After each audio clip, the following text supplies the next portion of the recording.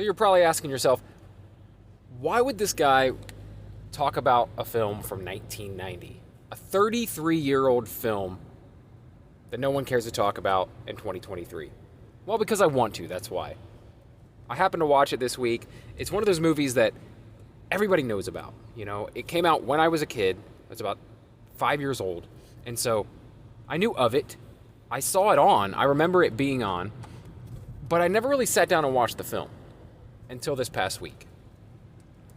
And while 1990 was not the strongest year for film, if you go back and look, trust me, I have a 90s movie podcast, and 90s a rough year. 90s a rough year for film, especially dramatic film. But that being said, I do get why Dances with Wolves won Best Picture in 1990.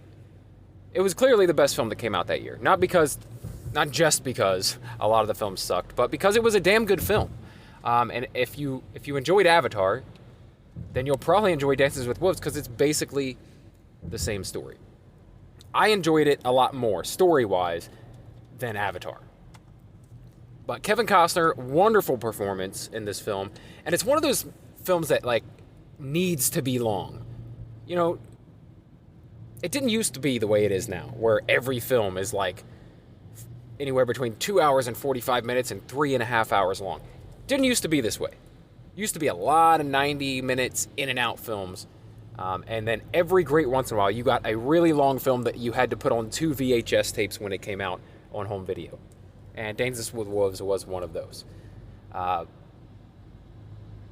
really enjoyed this rewatch. Like I said, it was more of a first watch for me because I saw it when I was a kid, but I really remembered nothing about it. I knew the premise. You know, this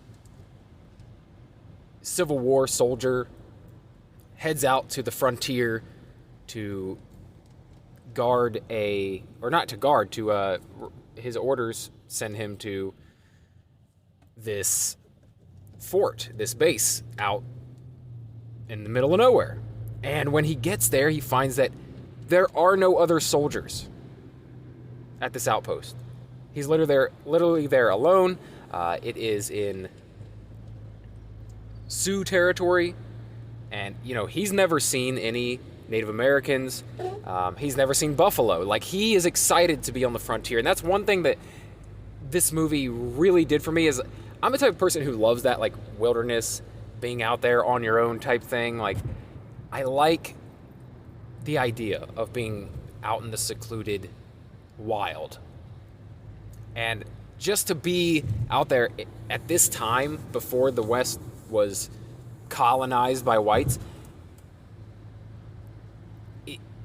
I don't know, it's extremely romantic to me. And I thoroughly enjoyed that aspect of the film. Just this new frontier, before it had been taken over, atmosphere. Loved it.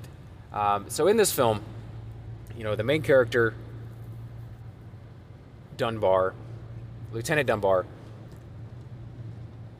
he's out here all on his own and ends up encountering the native people, the Lakota Sioux Indians, Native Americans, and slowly but surely develops a relationship with them, learns to speak their language. He learns to speak.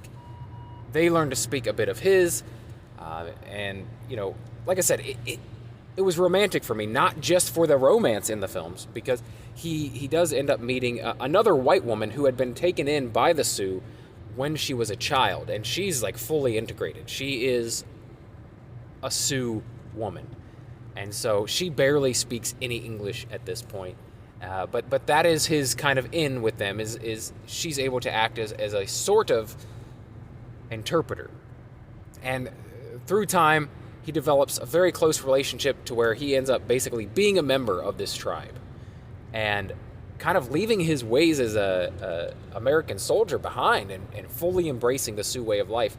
And as I said, you know, you watch Avatar, you can definitely see some major influences from Dances with Wolves.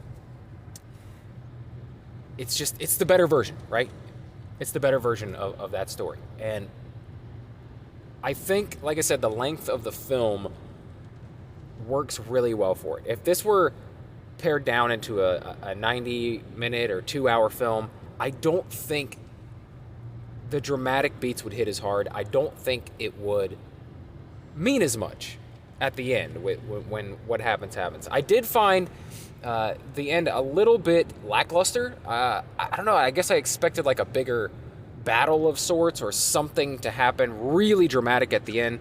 But no, he goes off with his new Sioux wife into the wilderness, and you don't really know what happens after that, other than how it ends up for the Lakota Sioux and for the whites that are coming to colonize. So, but I thoroughly enjoyed this film. Like I said, and I was about halfway through it, and I was thinking like, what is this? Isn't all it's cracked up to be. But like I said, the 3-hour runtime really works in its favor, because you start to really care about members of this tribe. You start to really care about Dunbar's journey. And I think it takes that time to really make the story matter to the watcher. But I enjoyed it. I'd like to know what you guys thought of it. It's not one of my favorite 90s movies of all time or anything, but it's a really solid film, and it's something that really struck home with me, because I am a type who really romanticizes that idea of like open wilderness and undiscovered land, and kind of being the first in a certain area, or embracing something that's native and foreign to you. And personally, I enjoyed it very much. Cinematically, it was very good, but it wasn't like, it didn't blow me away cinematically, but I really enjoyed the story, and I really enjoyed not only Kevin Costner's performance, but performances all around in this film were really great. So I'd love to hear what you guys thought of this film. I'm sure a lot of you have seen it. Maybe some of you haven't, and hopefully this will prompt you to go check it out if you have not. Maybe you're on the younger side. Maybe this film came out before you were born and you just never gave it a chance. It's a solid film. If you like Avatar, I think you will like this, and likely like it even more story-wise. Not so much for the visual effects like Avatar, but I think that you will connect with the story a little more than you do with the Avatar film. Anyway, let me know what you thought of Dances with Wolves. Let me know in the comment section below, or if you're listening in podcast form, you can reach out at Real Brett Scott on Instagram or Twitter or TikTok, and let me know what you thought. We'll talk about it. I love talking entertainment and pop culture. That's what I do here on this channel. So if you're interested in that sort of thing, please subscribe for more, or favorite or follow the Daily BS podcast. And if you do decide to stick around, then I will talk to you again tomorrow. Thanks.